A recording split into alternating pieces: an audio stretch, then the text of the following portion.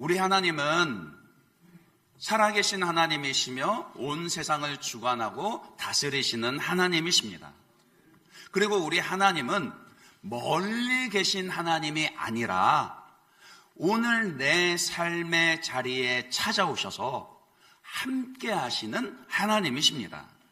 한나의 기도를 들으시고 응답하셨듯이 오늘 우리의 기도를 들으시고 응답하시는 하나님이시며, 어린 사무엘을 불러 말씀하셨듯이 오늘 우리에게도 말씀하시는 하나님이십니다. 그래서 하나님을 믿고 자녀된 우리는요, 세상을 이기는 믿음으로 오늘을 살아갈 수 있고 또 그렇게 살아가야 합니다. 요한일서 5장 4절 말씀을 보시면 분명히 우리에게 이렇게 말씀을 하죠. 여러분이 같이 한번 읽어봐 주시겠어요? 같이 읽습니다. 시작.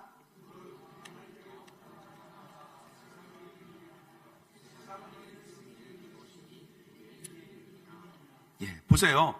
세상을 이기는 승리는 이것이니 우리의 믿음이니라 라고 말씀하시면서 그 앞에 뭐라 하셨냐면, 하나님께로부터 난 자마다 세상을 이기느니라. 하나님이 우리에게 승리를 주시며 이기게 하십니다. 물론 이 말이요, 세속적인 그런 성공주의나 혹은 승리주의 신앙을 의미하는 것은 아닙니다. 그러니까 예수를 믿는다고 해서 삶 속에서 전혀 고난이나 고통이 없다라거나, 아니면 모든 일들이 내가 마음먹은 대로 계획한 대로 다 이루어지고 형통하게 된다, 그런 일은 예수를 믿어도, 하나님을 잘 믿어도 일어나지 않습니다. 그러니까 당장 앞서 인용했던 요한일서 5장 4절 말씀요, 세상을 이기는 믿음을 선포했던 이 사도 요한만 하더라도 이 말씀 기록할 때 그가 어디에 있었죠? pat모섬에 있었습니다. 왜 pat모섬에 있었습니까? 복음을 전하다가 로마 제국에 의해서 유배를 가 있었거든요. 그러니까 세상을 이기는 믿음에 대해서 선포하고 있었는데 그는 그의 삶에서 박해와 핍박을 당하고 있었다라는 거예요. 히브리서 11장에 기록된 믿음의 영웅들도 마찬가지입니다. 그들은 분명 믿음으로 세상을 이긴 자들이었고 세상이 감히 감당하지 못할 사람들이라 그랬습니다.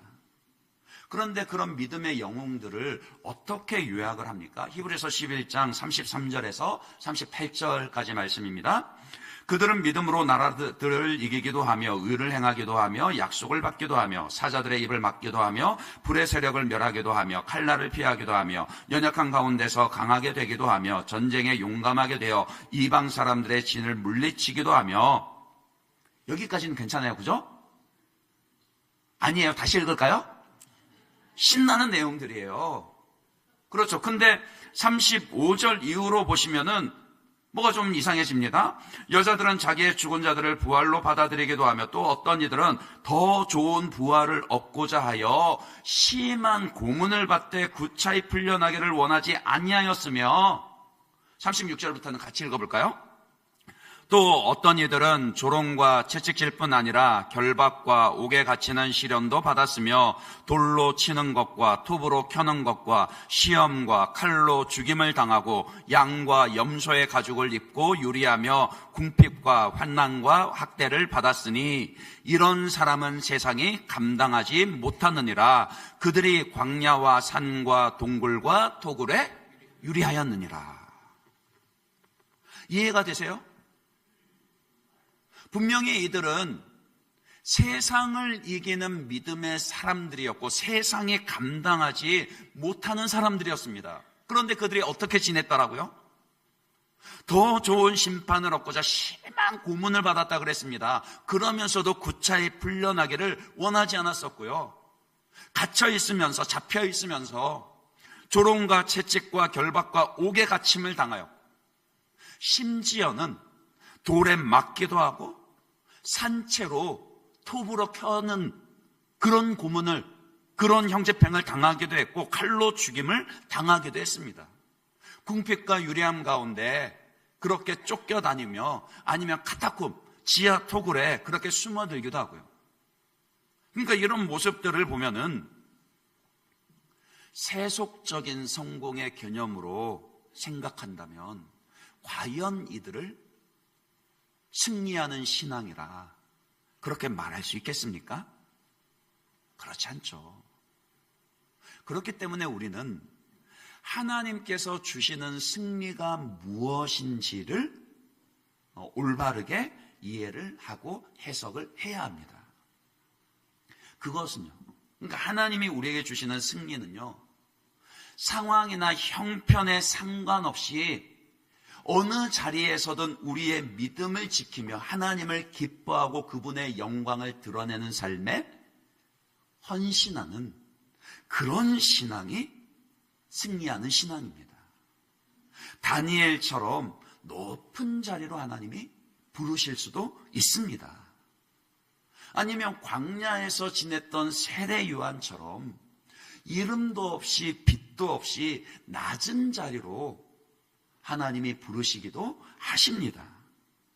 우리 하나님은 죽이기도 하시고 살리기도 하시며 가난하게도 하시고 부하게도 하시며 낮추기도 하시고 높이기도 하시는 하나님이시니까요. 그러니까 어느 자리가 되었든 오늘 나를 부르시는 그 부르심의 자리에서, 그 맡겨진 자리에서 하나님과 동행하고 그분의 영광을 위해서 흔들림 없이 헌신하는 삶을 살아낼 수 있는 신앙, 그 신앙이 뭐라고요? 승리하는 신앙이라고요. 당연히 예수 그리스도를 믿어서 하나님의 자녀가 된 신자들이라면요, 하나님의 자녀로 부르심을 받은 저와 여러분들은 이런 승리하는 신앙의 삶을 살아내야 합니다. 누구만요, 특정한 몇몇 사람들만 혹은 목사님만 그런 삶을 살아야 되는 게 아니라요, 하나님의 자녀로 부르심을 받은 사람이라면 모두가, 아까 요한일서 5장 4절에 그랬잖아요. 무릇 하나님께로부터 난 자마다 세상을 이기느니라. 그러니까 저와 여러분 모두가 이러한 승리의 신앙을 가져야 하고 삶으로 살아내야 한다라고요. 그런데 문제는 오늘 우리의 현실이 그렇지 못할 때가 많다라는 것이죠. 아니, 승리는 고사하고 패배 가운데 있을 때가 훨씬 더 많은 것처럼 느껴진단 말이에요. 세상 사람들과의 경쟁뿐만이 아니라 스스로의 약함 때문에 그런 영적인 침체에 빠지거나 그런 실패 가운데 좌절하는 그런 일들이 많습니다. 마치 오늘 본문에 등장하는 이 이스라엘 백성들, 이스라엘 군대처럼요. 먼저 1절에 보시면은 1절을 어떻게 시작합니까? 1절의 중반부터 보시면 이스라엘은 나가서 블레셋 사람들과 싸우려고 에베네셀 곁에 진치고 블레셋 사람들은 아벡에 진쳤더니 그랬습니다. 그러니까 지금 어떤 상황이에요? 이스라엘 군대와 블레셋 군대가 골짜기 하나를 마주하고서 한쪽은 에베네셀에 한쪽은 그 아벡에 군대 진영을 차린 겁니다. 왜요? 전쟁하려고, 서로 싸우려고요. 이것처럼 이 이스라엘 백성들처럼요, 하나님을 믿는 우리에게도 세상 속에서 싸워야 할 영적 전쟁이 있고요. 또 그 싸움은 반드시 싸워서 이겨야만 하는 그런 싸움이 우리 앞에 있다라는 거예요. 이 싸움에서 근데 이스라엘 군대가 어떻게 되었죠? 2절 말씀입니다. 2절에 보시면은 블레셋 사람들이 이스라엘에 대하여 전열을 벌이니라. 그 둘이 싸웠는데 결과가 어떻게 나타났어요? 이스라엘이 블레셋 사람들 앞에서 패하여 그들에게 전쟁에서 죽임을 당한 군사가 4,000명 가량이라. 이스라엘이 지고 말았습니다. 그 당시의 인구를 생각하면은요, 그 전쟁에서 전투에서 4,000명의 사상자가 났다라는 것은 아주 큰 패배를 당했다, 그런 뜻입니다. 아니 어떻게 하나님의 군대가, 하나님의 백성들이 하나님을 믿지 않는 블레셋 군대에게 질 수가 있습니까? 그러니까 이스라엘 백성들도 대번에 묻죠. 어찌하여 우리가 패배하였는가? 아니요, 100번 양보해서 예, 맞아요, 질 수 있습니다. 그게 오늘 우리의 현실이니까요.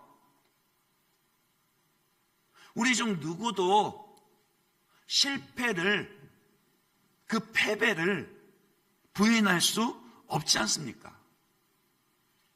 다른 사람과의 경쟁뿐만이 아니라, 세상에서의 영적인 전쟁뿐만이 아니라, 내 안에 결심한 것도 번번이 질 때가 많잖아요. 여러분은 자꾸 저만 그렇다는 듯이 보시는데 안 그런 거 알고 있습니다. 단 한 번의 실패도 하지 않은 사람은 아무도 없습니다. 여러분 중에 실패 없는 사람이 있으신가요? 혹시 만약에 그런 사람이 있다라면요, 단 한 번도 실패하지 않았고 나는 실패하지 않을 것이다 하는 사람이 있다라면은 실은 그 사람만큼 위험한 사람이 없습니다. 왜냐면은요, 그 사람은 이제 곧 실패를 예약한 사람이나 마찬가지니까요. 오히려 몇 번의 실패를 했다가 다시 일어선 사람이라면은요, 맞아요, 또 실패를 한다 할지라도 다시 일어설 수 있는 그런 내공을, 힘을 갖추게 됩니다. 반면에 늘 승승장구하다가 커다란 실패로 한번 넘어진 사람은요, 그런 사람은요, 다시 일어나지를 못하고 그냥 그 한 번의 실패로 인해서 좌절된 인생으로, 실패로 끝나는 경우들이 훨씬 많더라는 거예요. 그렇기 때문에 실패는 그것 자체가 비록 쓰디쓴 경험일 수밖에 없다 할지라도, 그래도 실패는 우리를 더 성숙하게 하고 더 높은 자리로 올라서게 하는 디딤돌이 될 수 있습니다. 그건 신앙의 영역에서도 마찬가지예요. 우리의 신앙이 항상 상승 곡선을 그리면 더 바랄 나위가 없겠습니다만은 솔직히 그렇지가 못하잖아요. 올라갈 때가 있으면 내려갈 때가 있습니다. 그런 신앙의 고백이 있습니다. 아니, 오히려 상승 곡선보다는 하향 곡선을 그리고 있는 것이 더 많은 것처럼 느껴지기도 합니다. 그러니까 실패 자체는, 영적인 침체는 우리가 부인할 수 없더라고요. 그래서 중요한 건 뭐냐면요, 그럼 실패했을 때 우리가 어떻게 반응할 것인가, 이게 정말 중요하더라고요. 어차피 피할 수 없고 부인할 수 없는 실패라면은 그 실패가 우리가 보다 더 다시 굳건하게 일어설 수 있는, 보다 더 높은 자리로 올라갈 수 있는 그런 디딤돌이 되게 해야 하는 것이잖아요. 그런 점에서 오늘 본문에 등장하는 이 이스라엘 백성들은 참 유감스럽게도 또다시 실패하고 말았습니다. 그들은 자기들이 앞서 경험했던 그 실패를 잘못 해석했고요. 그러니까 해석이 잘못되니까 해결책도 잘못된 해결책을 내놓을 수밖에 없었죠. 그들은 스스로 자문합니다. 스스로 반성합니다. 묻습니다. 왜 자기들이 실패했다라고 생각을 했습니까? 그래서 그들의 내놓은 해결 방안이 무엇이었습니까? 3절입니다. 3절에 보시면은요, 백성의 진영으로 돌아오매 이스라엘 장로들이 이르되 여호와께서 어찌하여 우리에게 오늘 블레셋 사람들 앞에 패하게 하셨는고? 우리 하나님은 전능하신 하나님이시고 이스라엘만의 하나님이 아니라 온 역사를 주관하시는 만유의 주이신데 어떻게 하나님을 섬기는 우리가 블레셋 앞에 패하게 되었는가 묻게 되죠. 이 질문 자체야 괜찮습니다만은 그 답을 해석을 잘못했다라고. 그래서 그들이 내놓은 해석은, 그 해결책은 여호와의 언약궤를 실로에서 우리에게로 가져다가 우리 중에 있게 하여 그것으로 우리를 우리 원수들의 손에서 구원하게 하자 하니. 그들은요, 그러니까 전쟁에서 실패한 이스라엘 백성들은 하나님의 언약궤가 없어서 자기들이 패배했다. 하나님의 언약궤를 가지고 오지 않아서 실패했다. 그렇게 해석을 했습니다.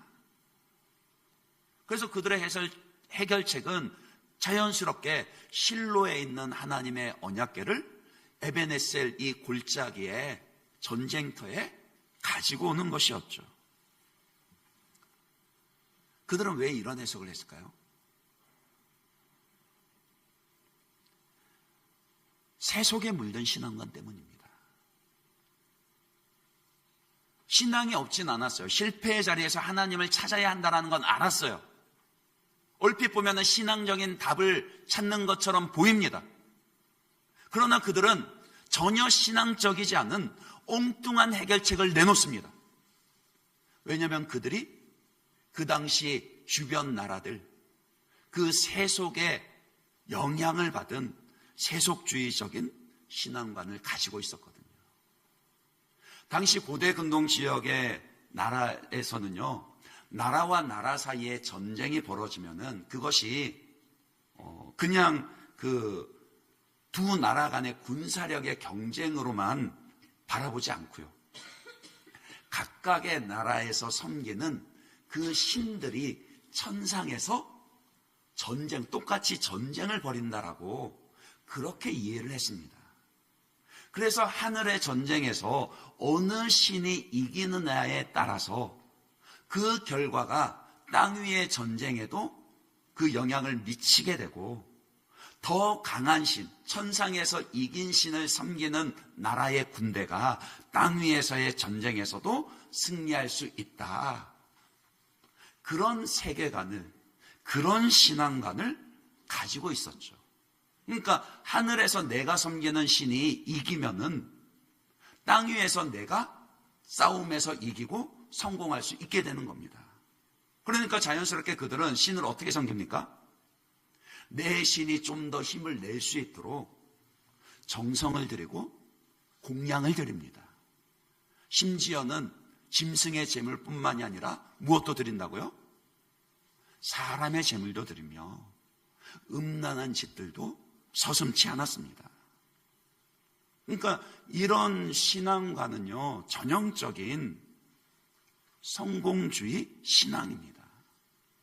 내가 내 신을 잘 섬겨서, 잘 공양해서 내 신이 힘을 얻으면 그 덕에 나도 이 땅에서 성공하고 승리할 수 있다. 그 기본에는 신을 예배하는 게 아니라 신을 이용하려고 하는 그런 신앙관을 가지고 있는 것이죠. 그러니까 잘못된 해석을 하는 겁니다. 성경에서 우리 하나님에 대해서 그렇게 가르칩니까? 아닙니다. 하나님은 다른 우상들과의 전쟁에서 이기고 지는 그런 신이 아니라 유일하신 하나님, 홀로 하나이신 하나님이십니다. 오직 여호와 하나님만이 참 신이시며 유일하신 하나님이십니다. 그 하나님, 이스라엘 백성들은 자기들은 실패하고 전쟁에서 패배하지만 하나님은 그 백성들의 땅 위에서의 형편과 상관없이 언제나 승리하시고 또 자기 백성들에게 승리를 주시는 하나님이시라고요. 그런데 이스라엘 백성들은 그런 올바른 신앙관을 가지지 못하고 세속에 물든 잘못된 신앙관으로 자기들의 패배의 이유를 잘못된 해석을 하니까 잘못된 해결책을 내놓았던 것이죠. 왜 오늘 우리의 신앙이 무기력합니까? 왜 예수를 믿는다고 하는데 내 삶 속에서는 신앙의 능력을, 그 권능을 체험하지를 못합니까? 우리는 올바른 신앙관을 가지고 있습니까? 혹시 우리가 가진 신앙관 중에는 오늘이 이스라엘 백성들처럼 새 속에 물든 그런 세계관과 가치관을 가지고 있지는 않냐라는 거예요. 교회는 다니지만 겉모습만 교회 다닐 뿐, 절에 다니는 사람이나 성당에 다니는 사람들이나 별반 다를 바 없는 그런 신앙생활을 하고 있지는 않냐라는 겁니다. 그처럼 새 속에 물든 신앙은요, 전혀 우리 삶에서 능력을 나타낼 수가 없습니다. 그리고 이스라엘 백성들의 또 다른 잘못은요, 이 신앙을 하나의 공식처럼 만들어 버렸다라는 거예요. 그러니까 그들은 자기들의 신앙을 하나의 도구로 하나님을, 자기들이 섬기는 신을, 여호와 하나님을 하나의 도구로 전락시켜 버렸습니다. 언약궤가 뭡니까? 나중에 다시 말씀드리겠지만 언약궤는 하나님의 임재의 상징입니다. 실제로 이스라엘 역사를 살펴보면은요, 그 앞선 조상들의 역사 가운데 하나님의 언약궤를 앞세워서 기적과도 같은 승리를 경험한 일들이 많았습니다. 그 당시 사사시대 바로 앞에 있는 여호수아 정복시대만 하더라도 그때는 승리의 시대였거든요. 근데 이스라엘 역사, 그 정복시대 역사를 살펴보니까 이스라엘 백성들이 언약궤를 앞세우고는 승리를 했었단 말이에요. 그래서 그들은 잘못된 해석을 해요. 그러니까 어제 우리가 그렇게 해서 성공했으니까 오늘도 똑같이 그렇게 하면 성공할 거야. 신앙을 하나의 그런 공식처럼 만들어 버렸더라고요. 우리의 하나님은 하나님을 존중하는 자를 존중해 주시고 하나님을 멸시하는 자를 멸시하시고 경멸하시는 하나님이신데, 하나님을 존중하는, 하나님을 경외하는 신앙이 없이 그저 언약궤만 가지고 오면 전쟁에서 이기게 하실 것이라. 그러니까 3절에 정확하게 보면은요, 하나님이 이기게 하신다가 아니라 하나님의 언약궤를 우리 중에 있게 하여 그것으로 우리를 이기게 하자, 구원하게 하자, 그렇게 얘기하거든요. 그러니까 신앙을요, 여호와 신앙을 전쟁에서 승리하는 수단으로 바꿔버린 것이죠. 나름의 승리를 위한 공식으로, 성공을 위한 노하우로 바꿔버린 것입니다. 유감스럽지만 이런 신앙은요, 능력을 나타낼 수가 없습니다. 우리 하나님은 인격적인 분이시거든요. 오늘 내가 하나님을 믿는 참된 믿음과 하나님을 경외함이 없이요, 하나님 앞에서의 그 중심의 진실함이 없이, 어제 내가 기도해서 이렇게 응답 받았으니까 오늘도 이렇게 기도하면 될 거야. 어제 내가 그렇게 은혜 받았으니까 오늘도 이렇게 하면 당연히 은혜가 주어질 거야. 어제 그렇게 해서 내 삶이 형통했으니 오늘도 똑같이 하면 될 거야. 아니요. 그런 공식은 없더라고요. 바리새인들이 대표적이죠. 성경에 보면요. 그들은 사람들의 시선을 의식한 그런 신앙의 형식은요, 겉으로 보이는 신앙의 껍데기는 철저하게 지켰습니다. 율법을 잘 지킨답시고 그 율법을 아주 조목조목 쪼개가지고요, 무려 613가지의 조항으로 만들어냈어요. 그러니까 다른 일반인들이 보기에는 이야, 대단하네. 어떻게 하나님의 율법을 저렇게까지 철저하게 지키나? 저 신앙 진짜 대단하네. 사람들의 존경은, 칭찬은 받았습니다. 그러나 그들은 그 율법 조항의 신앙의 껍데기는 갖췄는데, 형식에는 철저했는데, 그 율법이 담고 있는 사랑의 정신은요, 하나님 사랑, 이웃 사랑은 잃어버리고 말았죠. 그런 신앙은요, 삶에서 승리를 주는 능력도 없을 뿐만이 아니라 예수님으로부터 책망받게 되는 신앙입니다. 우리는 그런 신앙의 모습들에서 돌아서야 합니다. 정말 우리가 우리 삶에서 승리하는 신앙의 능력을 맛보고 경험하기를 원한다면요, 새 속에 물든 잘못된 신앙관으로부터 돌아서야 하고요, 껍데기만 남은 형식주의적인 신앙에서 철저하게 돌아서야 합니다. 그래야 오늘 우리 삶에서 하나님이 주시는 승리를 경험할 수 있게 된다라고요. 그러면 어떻게 해야 될까요? 어떻게 해야 하죠? 먼저 언약궤가 상징하는 것이 무엇인지부터 다시 생각을 해보겠습니다. 분명히 이전의 역사들 가운데서는 하나님의 언약궤를 앞세우고 승리했던 적이 있었거든요. 왜 그때는 언약궤를 앞세웠을 때 승리했는데, 왜 오늘 본문의 이스라엘 백성들은 하나님의 언약궤를 앞세우고도 실패하고 패배했을까요? 이제 그 차이를 좀 알아봐야죠. 언약궤 안에는 참고로 말씀을 드리면 십계명 두 돌판과 아론의 쌍난 지팡이와 그리고 만나 한 항아리가 들어 있습니다. 언약궤 안에 못 보셨죠? 제가 본 듯이 얘기하지만 저도 못 봤습니다. 근데 성경에서 그렇게 말씀하세요. 아론 그 언약궤 안에는 그 하나님이 두 번째 주신 그 십계명 두 돌판과 아론의 쌍난 지팡이와 그 만나 한 항아리가 들어있는데, 근데 중요한 건 뭐냐면 이 언약궤는 상징이라는 거예요. 하나님의 임재의 상징이고 하나님의 말씀의 상징입니다. 특히 이 언약궤를 앞세워서 전쟁에서 승리했던 대표적인 경우가 언제냐면은 여리고성을 함락시켰을 때입니다. 여호수아 6장 8절에서 9절입니다. 거기에 보시면은 여호수아가 백성에게 이르기를 마침에 제사장 7은 양각 나팔 7을 잡고 여호와 앞에서 나아가며 나팔을 불고 여호와의 언약궤는 그 뒤를 따르며 그 무장한 자들은 나팔 부는 제사장들 앞에서 행진하며 후군은 궤의 뒤를 따르고 제사장들은 나팔을 불며 행진하더라.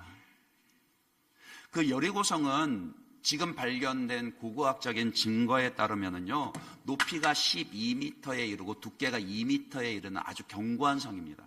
5m까지는 석조 받침대로, 그러니까 돌로 쌓여 있고, 그리고 그 위에 7m는 흙 벽돌로 쌓여 있는데, 외벽과 내벽이 있는 그런 이중벽 구조의 아주 견고한 난공불락의 성입니다. 그 당시로서도 가나안 지역에 있는 대표적인 강하고 큰 성이었습니다.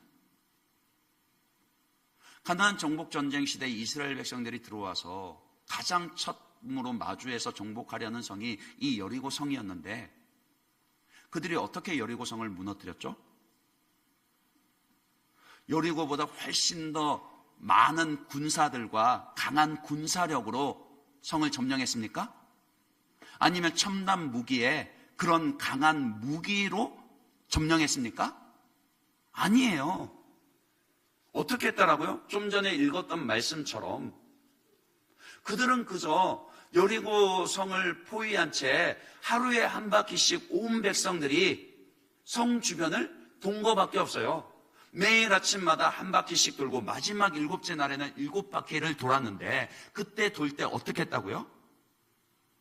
여호와의 언약궤를 앞세우고요. 그러니까 맨 앞에 그 선도대로 군사들 몇 명 있고, 그 다음에는 제사장들이 나팔 불고 그 따르고 있고, 그 다음에 언약궤 있고, 본지는 후대는 그 언약궤 뒤를 따르고요. 그렇게 마지막 날 7바퀴를 돌고 여호수아의 지도 아래 온 백성들이 성을 향해 고함을 질렀더니 그 견고했던 성이 안에서 바깥쪽 방향으로 무너져 내렸다라고요. 언약궤가 여리고성을 무너뜨렸습니까? 아니요. 언약궤가 상징하는 승리를 주시는 하나님이 그 백성들과 함께하며 그 성을 무너뜨리신 겁니다. 요단강을 건널 때도 마찬가지예요. 여리고에 오기 전에, 길갈에 이르기 전에 그 여호수아 가나안 땅을 점령하려던 이스라엘 백성들이 요단강을 건넜는데, 그때의 장면이 여호수아 3장 14절에서 17절까지의 말씀입니다.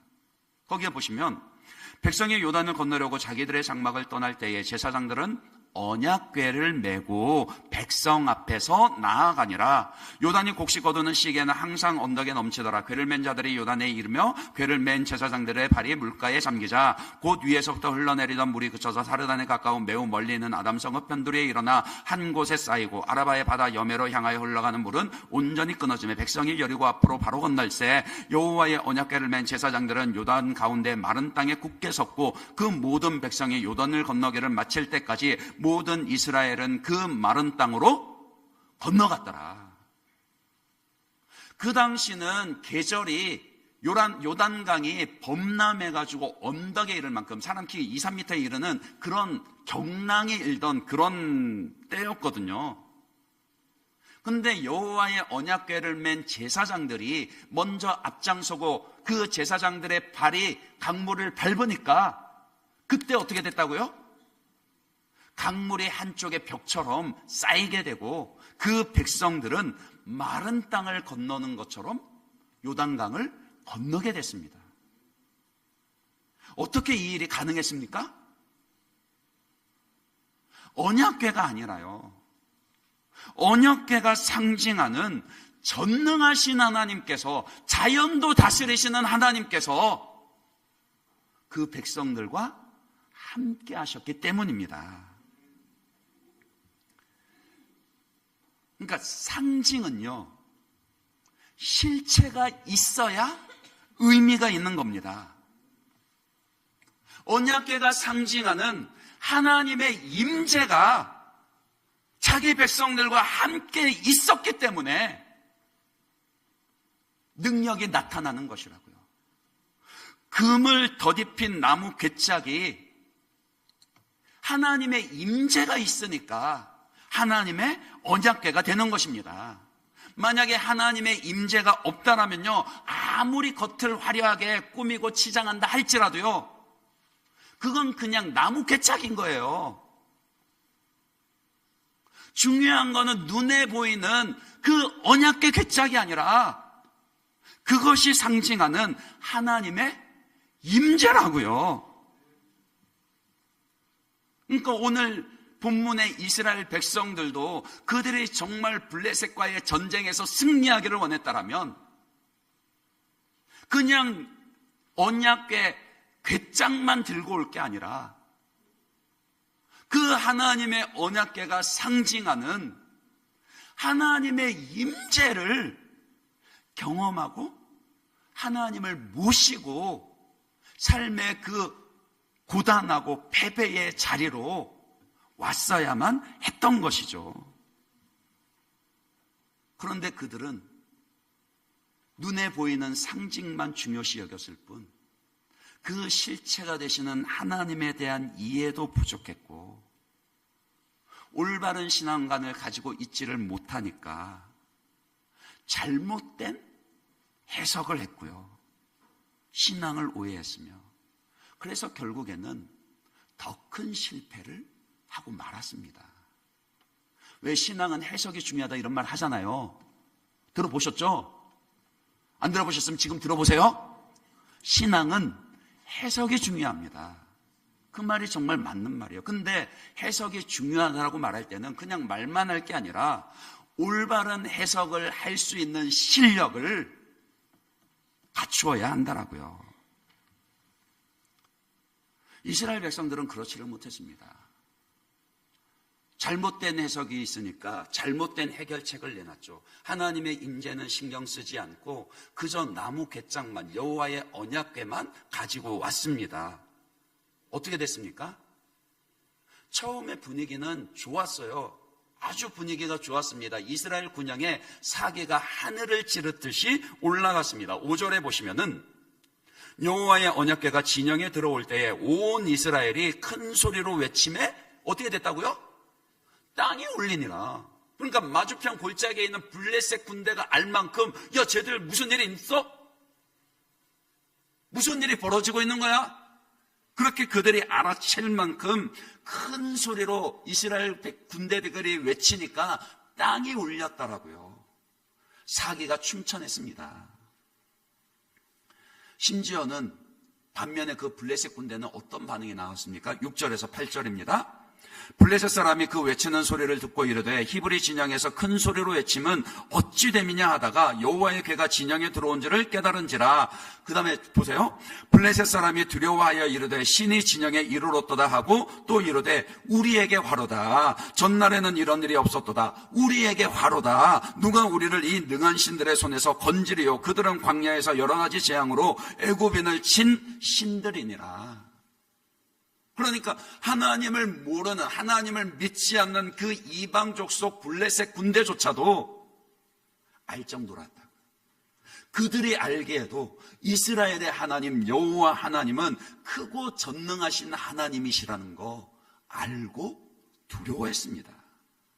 그러니까 언약궤를 처음 가져왔을 때 첫 반응은 꽤 그럴싸했어요. 하지만 껍데기는 겉으로, 아무리 겉으로 보기에 그럴듯해 보여도요, 결국에는 능력 없음이 드러나게 마련입니다. 처음에는 두려워하던 블레셋 군대가 사기를 추스르고 오히려 그것 때문에 용기를 내서 야, 이래 해주구나 저래 해주구나, 그래 우리 용기 내서 한판 붙어보자. 그렇게 이스라엘과 전쟁을 막상 벌이니까 하나님의 언약궤가 아무런 힘도 발휘하지를 못했습니다. 오히려 이전의 패배보다 훨씬 더 큰 패배를 당해가지고, 앞서의 패배에서는 4,000명의 사상자였는데 이번에는 몇 명이요? 3만 명의 사상자를 내었고, 언약궤를 가져왔던 엘리 제사장의 두 아들 홈리와 빈하스는 그 자리에서 죽고 말았습니다. 그러니까 이것처럼요, 형식만 남은 껍데기 신앙으로는, 사람에게만 보이려 사람의 시선을 더 의식하는 껍데기 신앙으로는 삶에서 능력을 경험하지 못합니다. 결국에는 패배하고 만다라고요. 그러니까 우리는 겉으로 보이는 상징만요, 신앙의 그런 형식만, 틀만 붙잡을 것이 아니라 그 실체를 붙잡아야 합니다. 바로 언약궤가 상징하는 하나님의 임재요, 우리의 신앙의 실체이신 살아계신 하나님과 함께하고 하나님의 임재를 항상 추구해야 한다라고요. 그러면 어떻게 해야지 우리 삶에서 하나님의 임재를 경험할 수 있을까요? 언약궤가 상징하던 그 실체가 어떻게 이루어졌습니까? 바로 우리의 믿음의 주가 되시는 예수 그리스도를 통해서 오늘 우리에게 하나님의 임재가 성취되었더라고요. 예수님께서 친히 이 땅에 오셔서 우리를 대신해 십자가에 못 박혀 죽으시고 부활하심으로써 약속된 대로요, 임마누엘의 은혜, 하나님이 우리와 함께 하시는 그 은혜가 오늘 저와 여러분에게도 주어지게 되었더라고요. 세상을 이기는 능력은 우리에게 있지 않습니다. 그 종이가요, 여기 뭐 주보도 있습니다만은 이 종이가 참 약하죠. 태풍 불면 이 종이가 버틸 재간이 있습니까? 있어요? 없어요. 그냥 휙 날아가 버립니다. 근데 아무리 태풍이 불어도 이 종이가 버티고 날아가지 않을 수 있는 방법이 있어요. 어떻게 하면 되죠? 벽에 찰싹같이 붙어 있으면 되죠. 그것처럼요. 승리의 비결은, 승리의 능력은 우리에게 있지 않습니다. 누구에게 있다라고요? 요한복음 16장 33절 말씀입니다. 이제 지금부터 인용하는 구절들은 중요하니까 한번 같이 읽어보겠습니다. 여러 번 한번 읽어봐 주십시오. 요한복음 16장 33절 같이 읽습니다. 시작.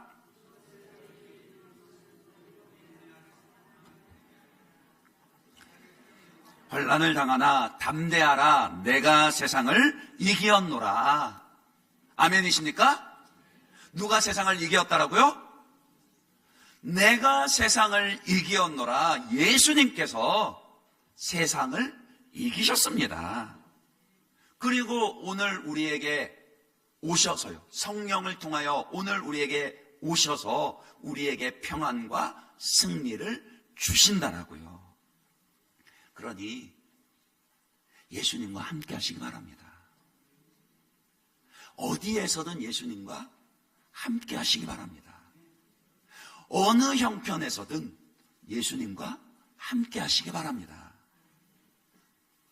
예수님께서 우리에게 예수님 자신과 우리와의 관계를 이렇게 가르쳐 주셨잖아요.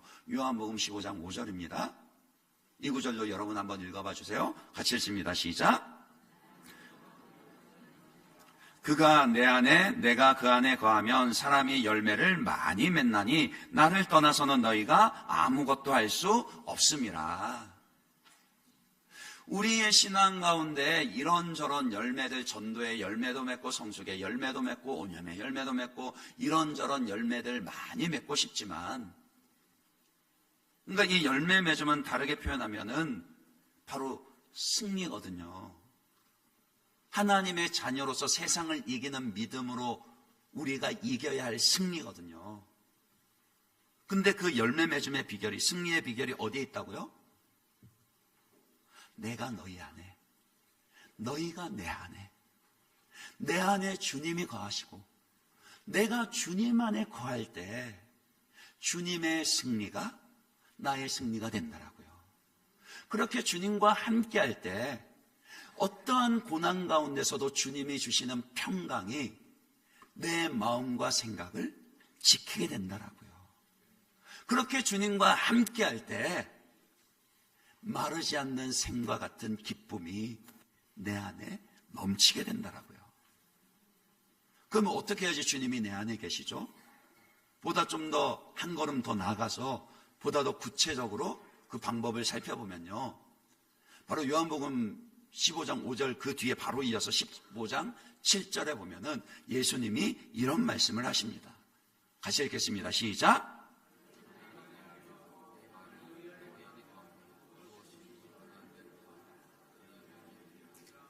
요 구절을 잠시 띄어놔 주세요. 한번 보세요. 앞에 5절에서 말씀하실 땐 너희가 내 안에 거하고 내가 너희 안에 거한다 이렇게 말씀하셨습니다. 근데 요 7절에서는 너희가 내 안에 거하고 무엇이 너희 안에 거한다고요? 내 말이 너희 안에 거한다. 그러니까 예수님이 우리 안에 거하는 것은 예수님의 말씀이 우리 안에 거하는 것으로 대치가 된다라고요. 예수님이 친히 그렇게 우리에게 가르쳐 주셨습니다. 그러니까 오늘 우리가 승리의 비결로 주님이 내 안에 거하고 내가 주님 안에 거하는 비결이 어디에 있느냐? 주님의 말씀이 내 안에 거하게 하는 거예요. 그냥 껍데기 틀만 형식적으로만 말씀을 그렇게 대하는 것이 아니라요, 살아계신 하나님의 이 말씀이 내 마음속에 기둥이 되도록요, 이 말씀이 나의 영혼에 닿을 수 있도록요, 성령의 그 능력을 통해서 주님의 이 말씀이 내게 주시는 말씀으로 그렇게 경험되는 은혜가 있을 때에 주님께서 내 안에 거하시고, 그래서 그 주님께서 나의 신앙과 나의 세계관, 나의 생각을 말씀을 따라 올바르게 바로 잡아주시고, 내 신앙관이 바로 잡히게 되면 내 말하는 것과 선택과 행동이 주님을 닮아가며 주님을 기뻐하는 모습으로 변화되게 된다라고요. 우리에게는 그런 주님의 함께 하심이, 주께서 내 안에 계시는 그 은혜의 경험이 필요합니다. 그럴 때 우리에게 승리가 있습니다. 말씀을 맺겠습니다. 여러분은 지금 주님과 함께하고 계십니까? 예수님의 영이신 성령께서 여러분 안에 거하심으로 주님과의 친밀함을 누리고 계십니까? 주님의 말씀이 여러분의 마음과 영혼에 닿는 것을 경험하고 계십니까? 이것이 핵심입니다. 그 어떤 상징들이 있다 할지라도, 그 어떤 신앙의 형식들이 있다 할지라도 예수님을 내 안에 모시지 못하면은요, 능력 있는 신앙의 삶을 살아낼 수가 없습니다. 혹시 지금 실패의 자리에 있으신 분이 있습니까? 왜 실패하셨습니까? 해석을 잘 하셔야 합니다.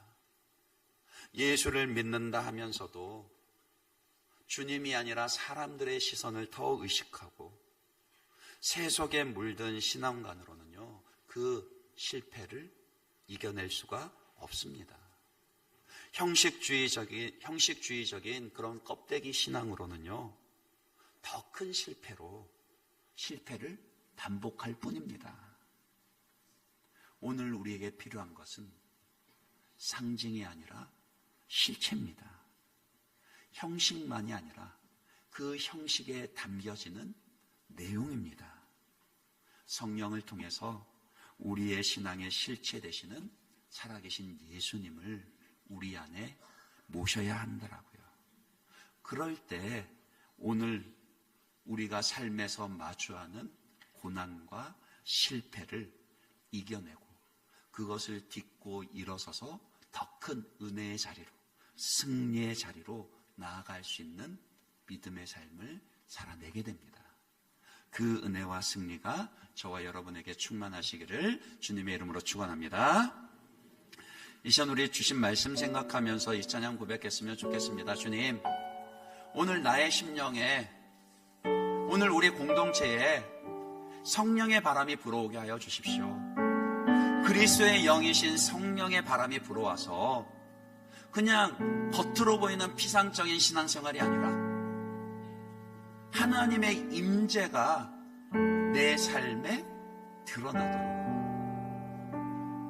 하나님의 임재를 경험할 수 있도록, 특별히 혹시라도 여러분이 지금 실패의 자리에 있거나 아니면 영적인 침체의 자리에 있거나 고난의 자리에 있다라면은 더더욱 그 실패를 딛고 일어설 수 있도록 주님, 내게 살아계신 주님의 말씀이 내 안에 거할 수 있도록 주의 성령의 바람이 내 안에 불게 하여 주십시오 라고 우리 그런 마음의 소원을 가지고 함께 찬양하겠습니다. 성령의 바람 불어